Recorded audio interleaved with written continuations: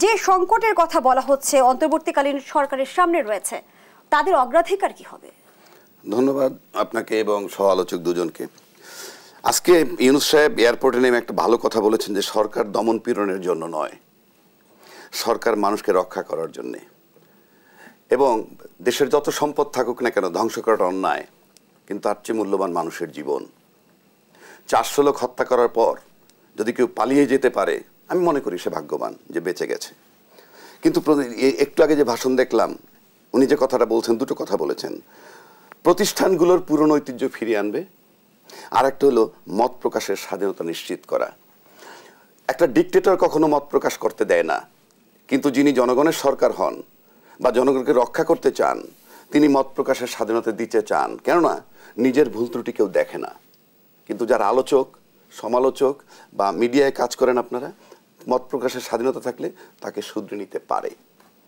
এখন তার সামনে ইউনূস সাহেব আরেকটা মারাত্মক কথা বলছেন। এটা দ্বিতীয় স্বাধীনতা, মানে দ্বিতীয় মুক্তিযুদ্ধ বলতে পারেন, দ্বিতীয় বিজয় বলতে পারেন। তার মানে আপনি এখানে স্বাধীনতার সাথে বিজয় দুইটা ব্যাপার আনছেন।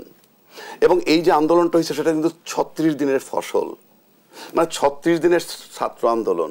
কেউ কেউ বলে 36শে জুলাই, কারণ 5 তারিখ অ্যাড করলে আবার অগাস্ট হয়ে যায়, ইজি বলা যায় 36শে জুলাই। এই 36শে জুলাই পর্যন্ত তারা যে আন্দোলন করেছে, সাইদ যে নজির তৈরি করেছে দাঁড়ায় থেকে গুলি করা, আমি তো বিগত 30 বছরে দেখি নাই। পাখির মতো মানুষ মারছে, সেটা আর যাই হোক অমানুষকেও হার মানায়। তো সেখান থেকে আপনি যদি আসেন দ্বিতীয় স্বাধীনতা, দ্বিতীয় মুক্তিযুদ্ধ, এটা যদি আপনি চিন্তা করেন, তাহলে দেশকে গড়ে তুলতে হবে। আগে হলো রাষ্ট্র মেরামত, তারপর অন্য চিন্তা। 5টা চ্যালেঞ্জ মিনিমাম এই সরকারের সামনে আছে: বিচার বিভাগ, প্রশাসন, অর্থনীতি, দুর্নীতি এবং নির্বাচন। এই 5টা চ্যালেঞ্জ মিনিমাম তার সামনে। এই 5টা চ্যালেঞ্জ যদি আপনি আসেন, বিচার বিভাগ আপনি নিশ্চিত থাকেন পলকে ঠিক করা যায়। কিভাবে?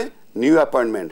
বহু লোক পলাতক, বিচার বিভাগের লোক যখন পলাতক থাকে তখন আপনাকে বুঝতে হবে তাদের আমলনামা তারা নিজেরা জানে, 1 নম্বর।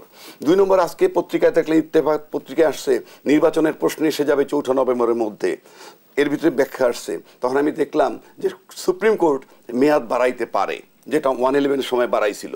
সুপ্রিম কোর্টের কাছে যদি কেউ বাড়াইতে চায় মেয়াদ, তারা বাড়াই দিবে। কেন দিবে?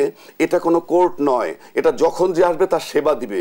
আর এই কোর্ট থেকে যদি সময় বাড়ায় নেয় এই সরকার, তাইলে পরে এই বিচারকরা বৈধতা পায়। সুতরাং ওখানে যাওয়ার কোনো প্রয়োজন নাই। দ্বিতীয় মুক্তিযুদ্ধ, দ্বিতীয় স্বাধীন, দ্বিতীয় বিজয় দিবস। সুতরাং প্রয়োজনে সংবিধানকে সংস্কার করা হবে।